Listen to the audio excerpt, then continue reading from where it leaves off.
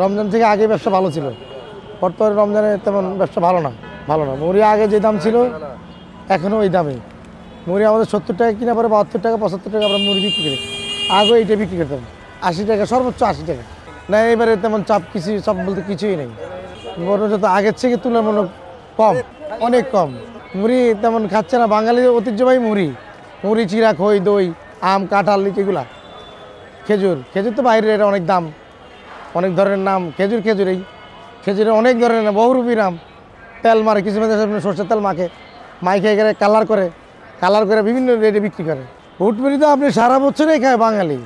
বুট মুড়ি, চিরা মুড়ি, এটা তো খই, এটা বাঙালির ঐতিহ্যবাহী খাবার, এটা খায়। কিন্তু বর্তমানে আগের চেয়ে এখন তেমন তুলনামূলক খায় না, কম খায়। আর আগের চেয়ে দাম এখন কম। আগে 80 টাকা বিক্রি করলে এখন 75 টাকা 72 টাকা বিক্রি হয়। তাহলে এবারে আরও কমে গেছে দাম। আর ক্রেতাও নাই, তেমন ক্রেতা না। আমরা মাল নিয়ে বসে আছি, কিন্তু বিক্রি করবো কার কাছে? ক্রেতা তো নাই। বেতন, টাকা পয়সা সবার কাছে আছে, টাকা পয়সা নাই। এটা আপনি বললেন না বেতন পায় না, বেতন কি? বেতন ছাড়া আর টাকা নাই। ওই টাকাগুলি কোথায়? টাকা সবার কাছে আছে, টাকা দেখায় না, টাকা খরচ করে না। টাকা আছে, টাকার অভাব নেই। 250 গ্রাম মুড়ি কিনতে আসে 200 টাকার নোট নিয়ে আসে, 500 গ্রাম মুড়ি কিনতে আসে 1000 টাকার নোট নিয়ে আসে। এগুলো কোত্থেকে আসছে? এগুলো আসছে কোত্থেকে? এই টাকাটা আসে কোত্থেকে? ভিক্ষা করে, তার কাছেও 500 টাকার নোট, 1000 টাকার আছে। টাকা আছে, টাকা খরচ করে না, বাহির করে না। টাকা আছে, পর্যাপ্ত পরিমাণ টাকা। আমাদের বেচা কিনা না, আমাদের বেচা কিনা বলতে আগের চেয়ে দাম আরও কম। চিরার কেজি 60 টাকা, এটা আগে 80 টাকা 70 টাকা ছিল। মুড়ি 75 টাকা 80 টাকা, এটা আগেও যা এখনও তা।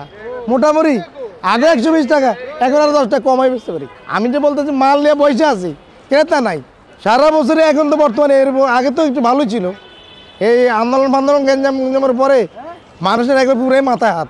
আর কমার সম্ভাবনা আছে, দাম বাড়ার সম্ভাবনা মোটেই প্রশ্ন আসে না। এবারকার রমজানে উৎপাদন বেশি দেখা যাচ্ছে, ক্রেতার চেয়ে মাল বেশি, দাম কমে গেছে। প্লাস এটা আরও কমবো, আর বাড়বো না, বাড়ার মোটেই প্রশ্ন আসে না।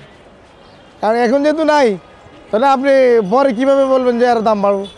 দাম বাড়ার মোটেই প্রশ্ন আসে না, আরও কমে যাবে একবারে। ওই 70 টাকায় 80 টাকার মধ্যে এই থাকবো, 70 টাকার মধ্যে থাকবে, দাম বাড়বে না।